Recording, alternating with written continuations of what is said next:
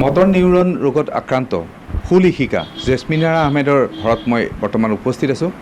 জেছমিনাৰা বেগমৰ ইতিমধ্যে মাতৃৰ বিয়োগ হৈছে আৰু বিয়োগ হোৱাৰ পাছতেই জেছমিনাৰাৰ বাবে এগৰাকী পৰিচাৰিকাৰ প্ৰয়োজন হৈছে, যিহেতুকে মটৰ নিউৰন ৰোগত আক্ৰান্ত হৈ তেখেত বিচনাতে থাকিবলগীয়া হৈছে আৰু এই বিচনাৰ পৰাই তেখেতে সৃষ্টি কৰিছিলে 4খনকৈ বিশেষ গ্ৰন্থ।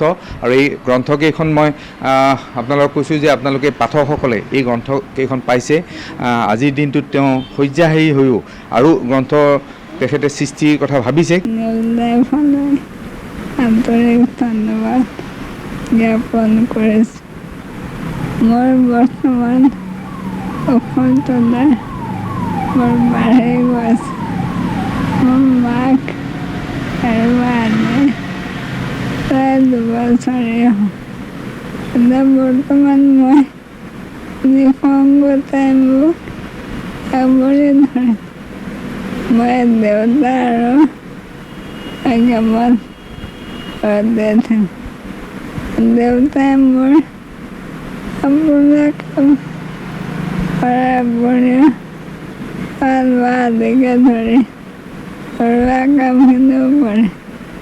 মোৰ বা ৰাতি আহে আৰু ৰাতিপুৱা নিজৰ কামত জনাই দিয়ে। শেখৰ মজুমদাৰ আছে আমাৰ সমাজকৰ্মী, তেখেতৰ পৰা জানিব বিচাৰিম। আপুনি অকণমান উঠিব নেকি বাৰু? আপোনাৰ পৰা জানিব বিচাৰিম যে আজিৰ দিনটোত জেছমিনক যথেষ্ট এগৰাকী পৰিচাৰিকা, এগৰাকী লিখকৰ প্ৰয়োজন, কাৰণ তেখেতে সৃষ্টি কৰিব বিচাৰিছে।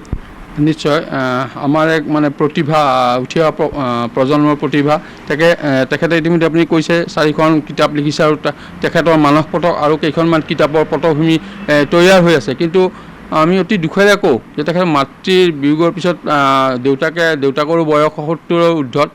কিছুমান কাম আছে যিহেতু তাই মানে দেউতাকেও কৰিবলৈ অসুবিধা পায়। সেইকাৰণে আমাৰ কৰুণাধাৰা যি আমাৰ কেন্দ্ৰীয় সমিতি আছে, শ্ৰদ্ধেয় পুতুল ফুকন ছাৰ আৰু নীলিমা বাইদেউ, ৰুবি কটকী বাইদেউ, সকলোৰে হেৰিত তেখেতলৈ এটা অৰ্থ দিয়া যায়। কিন্তু তেওঁলোকে মোক জনোৱা মতে মোক কৈছিলে, মই প্ৰায়ে জেছমিনৰ তাত আহি থাকোঁ বা জেছমিনৰ কথাবোৰ মই কেন্দ্ৰীয় সমিতিক অৱগত কৰোঁ। তেখেতসকলে কৈছে যদি জেছমিনৰ এনেকুৱা ধৰণৰ পৰিচাৰিকা পোৱা যায়, মানে মাননীয় এটা হেৰি তেখেতসকলে বহন কৰিব। আৰু তাৰ লগত যদি আমি পৰিচাৰিকাৰ লগে লগে যদি অলপ তাই সেই পৰিচাৰিকা অলপ লিখা মেলা জানে, তে তাইৰ ভিতৰত থকা যিখিনি প্ৰতিভা যেন আকৌ তাই প্ৰকাশ কৰিব পাৰে সেই পৰিচাৰিকাৰ জৰিয়তে। সেইটো কাৰণে এটা প্ৰয়াস কৰি আছে কৰুণাধাৰাই।